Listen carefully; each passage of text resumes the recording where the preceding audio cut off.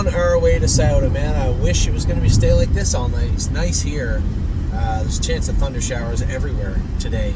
I missed it, but Flashfly didn't in the meadows. And hopefully we can luck out and maybe not get drowned in Scioto. But by the looks, what'd she drop? What are her odds on that yet or no? No. So we were just talking about Absolute Euphoria. She's going to make her first ever Ohio start this week. She is heading to Scioto Downs, and she is in to go Tuesday, race 8, number 3. You said, right? Race 8, number 3. Who's next? Austral Hanover. I'm going to slide over to Philadelphia tomorrow. And what's that? What's that smirk about? Austral Hanover, I'm going to race him in Philadelphia tomorrow, so good luck to us with him. Brace for Landing trained good the other day. I'm happy with what I've seen. Amy's got some weight on him. Yeah, he get burnt from the martingale we had on him, the bugger, and I thought maybe he'd be a pansy and not eat, but he did. He's eating, Amy said, so that's good. He trained well the other day. We're going to qualify him a week from this Tuesday. Carter Michael Dio has been swimming and will continue to swim really until he gets a green light from the vet. The green light being, hey, he's ready to start doing some extra work. The line was healing in nice, but she said there was a little pinhole in his sesamoid. It happens. That has to fill in also. So she said re-x-ray after 4 weeks. He's been swimming. He's going on his second week of swimming. Next week, Cash Deals has been racing great. I don't think she's in to go, though, which is good. Nice lots. A nice summer for her. It just seems like she's the queen of the Prospect Series right now, which is good. I suspect we'll probably couldn't try the grassroots this week. It was in Ottawa. Yep. Yeah. So Cash Deal is going to stay around and race this week somewhere. Coupe de Ville, a very odd break for Coupe de Ville the other day. I haven't driven her in a while, but I suspect I better start driving her and Smoking Hot Irish Girl to get to the bottom of what in the H is going on. I will qualify Smoking Hot Irish Girl next week. Now she has to qualify, and we'll get her back going. And Coupe de Ville, maybe there's a fair somewhere to race there. No, that'd be all right. What was that? I couldn't hear you. Anyway, Coupe de Ville, we'll get her on the straight and narrow. I was happy to see him blast her out of there and make front. Now, was it that he was just kind of coddling her, doubling her up, and she hit herself and run, or was she trying too fast to do it? I don't know. I will talk to Tyler Smith tonight, though, and ask him myself. Crantini is racing tomorrow in Philadelphia. First start for Tim Twaddle as we shipped him back here. I got him qualified at Northfield the other day. Let's see if we can get a flat line on him. The best way to do that, put him in the Stallion Series. And somebody messaged me that was a little upset that he was in the Stallion Series. Honestly, truthfully speaking, he's 7th best in the Sire Stakes right now. And if he wasn't making breaks, still, is this where we want to go? Or do we want to keep the points that we've had and use them towards possibly the consolation with Crantini? There's lots of options there. First option, the first thing we should do is what is best for Crantini? What's the best way to get him back on track and moving forward? And I absolutely agreed that the Stallion Series was the way to do it. So Crantini's going to race in the Stallion Series tomorrow.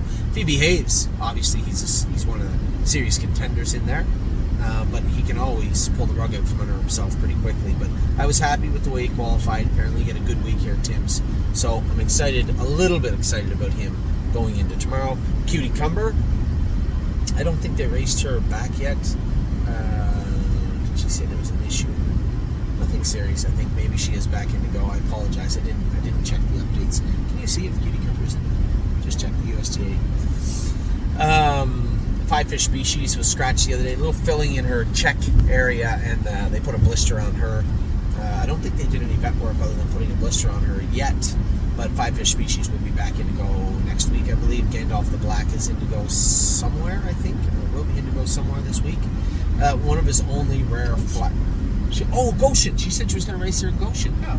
Did she race Five Fish Species there also? I want to watch that. Okay, wait. Race 6 tomorrow for Cutie Cumber. Yeah, now go to Five Fish Species. So Goshen for Cutie Cumber. That's a tight. Like literally where Ray is. Yeah. Super tight half-mile track. They have fairs there. Oh yeah, it's a historic track at Goshen. I know.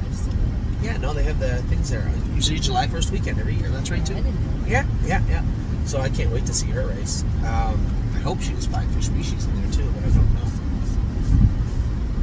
Is she in? Poconos. Oh wait, no, that was the other day. Oh, so Not she- currently entered. She's not in it yet. Okay. So, Cutie Cumber's going to race this week. Fish will be next week, I suspect. What else do we got here? Gandalf the Black, as I said. I don't think he's in to go, is he? Gandalf? Yeah, week off. He probably needed. He's a little flat the other day and scope a little mucus. Horn Player going to make a big step. I told everybody entering Horn Player next week at the Meadows without hobbles on. I just felt she was so much better in the warm-up the other day. I just felt like she did not want them on, and I'd like to see how she is without them. Now, if she makes a break, we'll have to race her back at the Meadows with them on to get her qualified back with them on. But she doesn't have to qualify. She could race. But I want to. I want to try her without them. So Horn Player is going to race next week without hobbles on. Major Megan was second in her first start for us. Amy loves that filly. Major Megan. She doesn't even know we have her. Major Megan, was second in a fair in Kentucky. She's got another fair left to race. The Sheehan family kept her. They bred her, sold her to us, kept a piece of her, and have raced her. And then after that, I suspect we'll bring her up to Northfield or something. Merchant Man, I didn't think raced bad. You know, he's going to be a horse we are going to sell him. We're not going to keep Merchant Man forever, but Locatelli's on Tuesday. Locatelli's in Tuesday. Okay. Sorry. Oh, it's all right. No big deal. Where are we at here? Major Megan, Merchant Man. I thought Merchant Man raced okay. I'd like to get a win or two into him, and then yes, we will sell him at some point. But there's no necessity to sell him right this second. Mo Power Baby is in to go. She continues to race good for us this season. I like this filly. My 1%, old Percy. He is racing great. Took a mark of 56-4 the other day. So very, very happy. Yeah, did he win in Georgia in 56-4? Yeah, looked great. My 1% was great. Nothing but a dreamer. Talk about rare breaks. You know, Greg sent me a message the other day. I think every one of his horses made a break this week. 10 wall in with Mischievous Rose. How is Mischievous Rose in there? What class is that? 5-year-olds and younger, 9 winners and 2. Phillies and Mares 3, but not more than 4. Oh, Mischievous Rose doesn't have more than 5 wins. Oh my God. And we got the 10 wall again. And got the 10 wall. Man, he didn't drop 10 last week. Hey, 9. No, he like the 2 or 3 hole jump during that. Oh, nice preference in there. Good for him. So nothing but a dreamer, a very rare break. And sorry for Greg, you know, it's a tough week. We all go through those stretches where it's a tough week and it just seems like everything piles on. The good news is it usually breaks free and we have a good run after that. So nothing but a dreamer. He's back in to go also, coming off a very weird break. Not Harry, not James, not anybody knew why he made a break. He just did. Put a step in, he sting himself. No. Smoking Hot Irish Girl, she also made a break. We're going to fix that. She does have to qualify. I will qualify her this week. Spitfire Overseas is in tomorrow, and somebody said, well, if you're going to be there, why wouldn't you just drive him? Well, if I could drive a horse as good as Scott Zieron, I just would. Dreamers in Tuesday. Dreamers in Tuesday. I just would, right? I can't golf like Tiger Woods. I can't throw a ball like Joe Montana. I can't do that. I'm a decent driver, but with Scott Zieron, I actually take offense to the fact that Spitfire Overseas, 1, is a nice horse, 2, Scotty's already driven him, 3, put his lifetime mark on him. Would it really be fair to us, you and I, for Scott Zieron to be watching me drive the horse on TV? What's that? Watch out. Oh, she's okay. She's a good girl. I'm doing video, okay? So don't flip out. Mommy said you might flip out. Try not to flip out because I'm doing a video, okay? Okay, thank you. She's such a sweetheart. Usually when she wakes up from a drive, there's a little bit of a terror. She just had a little nap. Want to hold my hand? That's my girl. Stay Special. We turned her out. You know, it's just patch and patch and patch. We know she's a nice filly, and Stacy, who had the filly before, she's a sharp horse person. You knew that knees were a problem. I thought we could manage them and mitigate them. And time is the way to go. And she is a nice filly. She took a mark at 54 for us. She's always going to fit the numbers of 1, numbers of 2. And we're going to have a nice fall with this filly. But continuing to patch and go is just going to get... 1, it was going to get expensive. And 2, it was unfair to the filly. So we gave her some time off. She'll be back. Steel Cowboy raced terrible his first start, got out of gear. But that was his MO going in. Eric trained him the other day. Now, I don't know if I can make my claim. It might be another case where somebody else is going to drive Steel Cowboy, which is frustrating because I really, really wanted to drive Steel Cowboy. I was trusting Eric that his shoes were good, that maybe what had happened the other day was something to do with shipping or a transition with the shoeing and the surface. He thought just stay the course, and I was happy to, with me driving him. Now we're asking somebody else that doesn't know him to drive him, and that might be a bit tough. So it looks like it could be a bit of a frustrating start to the Steel Cowboy campaign as we head back to Ontario with our tails between our legs. But they're not always going to be the right decisions for me when we say, hey, we're going to move this horse here. It's not always going to be full speed ahead. What's wrong? Did you say, oh my God? Oh, I thought you were saying there's traffic or something.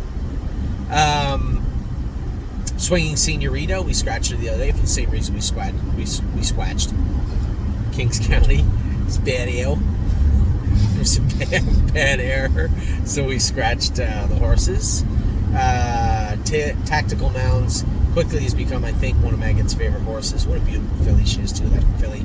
I told her that when I sent her, and her and Scott really, really like her. Tailgate Buzz is in to go, having a huge run. And that all, I want everybody just to take a deep breath and look how horrible a start to the season Tailgate Buzz had. How it looked like Tailgate Buzz that we came to know and love had disappeared and has been replaced with this mediocre little horse that doesn't look very special to me. And just a couple little turns of the wrench here and there, some shoeing changes, some equipment changes, new jurisdiction back for him, back to Pennsylvania. Boom, different horse. And that is how quickly horse racing can change, and that's why we love the sport so much, because even though it looks like we're down and out, we really never are. And Tailgate Buzz has come back with a vengeance and has looked vicious his last 3 starts. Very impressed with him. Now we picked up another new horse this week. His name is Wallop. Wallop is a Walner 3-year-old. He is actually at Megan's. Mark, between buying Greatest Ending and buying a couple other horses himself, and Mark's a great guy. If I had said, I need you to take this trotter, he would have. But his wife, Melissa, had said, Anthony, we're full. We're going to have to, somebody's going to be living outside. But it sounds of it might have been Mark. if we had really pushed the envelope there. So I said, don't worry about it. Now, I did ask Megan not to enter him in Yonkers because we did have some clients that I want everybody to know this. I'm not going to not buy a horse because you guys don't want to race in New York. I don't want to race in New York with the licensing, but it is a component of what we do, right? Yonkers, Saratoga, there is a component there. Some stake horses. So I'd asked Megan, originally I'd said this horse would race in Massachusetts and maybe Saratoga. If you could really just race him at Poconos and Philly for a little bit. If you have to, or you really want to race him at Yonkers, go ahead. Just give me some notice so I can get our clientele licensed or give them an opportunity to move their shares. So Wallop is at Megan's, but will race at Philadelphia or Poconos for the first little bit, I believe. Warwick Yuri, again, continues to move forward. Some people saying, I just think you should be doing better. I think you're wrong. I think he's doing fine. I think Warwick Yuri is getting better every single week. You have to look at him for what he is. Warwick Yuri is as big as an elephant, and he is learning to be a trotter. But to put all that baby fat that he has, turn it all into muscle, doesn't happen like that. You can't do it. It takes time. Warwick Yuri is going to get better. Great attitude, too. Great attitude. He is going to get better and better and better. He's going to turn into a good horse. But it is not going to happen overnight. What a Mission, I'm down to drive What a Mission Monday. I will try and be there. Or, is it Monday? No, that's the 3rd. It was Wednesday? Monday? I don't know. No, it is Monday, but I said I wouldn't go drive because I want to go to Ollie's game on Monday. I booked off the early part of the card. I'm in the 10th, and then somebody put me on the horse in the 12th on Monday. Wednesday is going to be a little tricky too. So now we already had a snafu where I had to book off Flash Fly. That worked out well. Thank you very much, Hunter Myers, for bailing me out. Tomorrow with Philadelphia is going to be a tight fit to get back to the airport, but I'll get back to the airport on time. Kentucky, I may have to book off of Steel Cowboy to make it back to the airport on time. That will be a game time decision in game play in the middle of the card. I'll know if I have to stay or I can leave, or if I can stay or if I have to leave, sorry. And also, Blanton's Blue. 1 5-horse field going for $102,000. Guaranteed money in Buffalo on Wednesday. I am going to go drive him. but I suspect it is going to cost me a drive on Mel Gibson, and I'm going to get fined for that one, and maybe the race too also. So I'm going to make it back to Northfield, but I am going to be late. I am going to be fined, and I won't be able to drive Mel Gibson. It's just impossible. If anybody has, if I could just be transported there, like Starship Enterprise, I could do it, but there's no possible way I can make it using any sort of ground transportation in time. So I will drive Blanton's Blue. I will make it back to Ohio, but it will not be in time to drive Mel Gibson. So those are your 3-year-olds. A little update at the end of the video. As I told you guys, it was going to be an incredibly chaotic 7 to 10 day run at the start of July, and we've already seen that today. The horses race good in the meadows. I'm eager and excited about tonight's races in Salem. So with that, I'll let you go. I hope you guys are having a great long weekend in Canada. Enjoy your July 1st weekend in the States. Enjoy your July 4th.